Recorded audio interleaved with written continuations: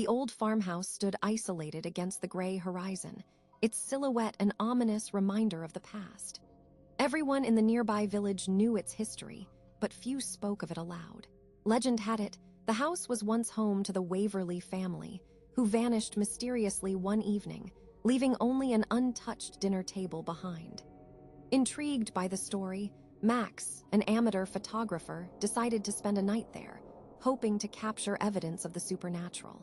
As he approached the creaking front door, a chill ran down his spine, and the air felt unnaturally cold.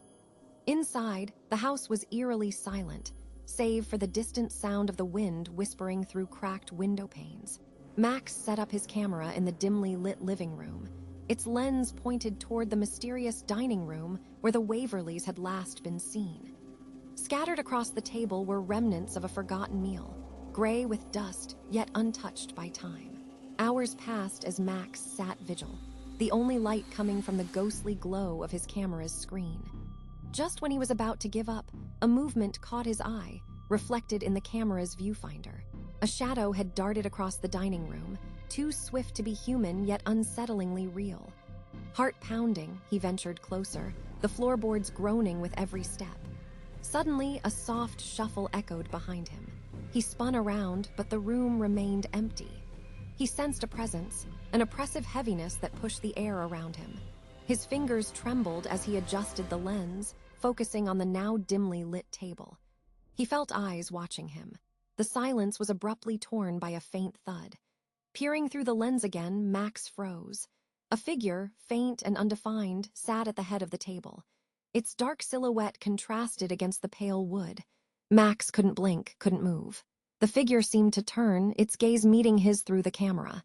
Then, as quickly as it appeared, it was gone. Max's heart raced, breath shallow and fast.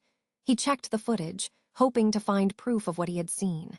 The camera showed nothing but the empty room. Disoriented, he backed toward the door, intent on leaving this haunted place. However, the air thickened, pressing against him, forcing him to stay. Cold, invisible hands seemed to grip his shoulders, halting his retreat. Panic surged, and he felt trapped in a space that defied the natural. With a rush of desperation, he broke free, sprinting toward his car, feeling each step echoed by invisible feet closely following.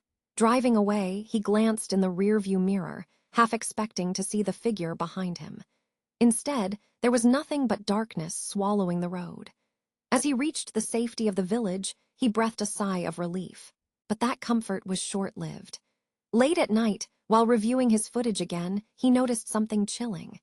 As the camera's timer clicked over into the early morning hours, there was a clear shot of him, sitting alone in the room.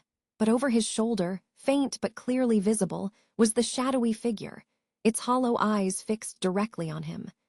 Max shut off his computer, the cold sweat clinging to him, as he realized that the boundaries between the past and present had blurred.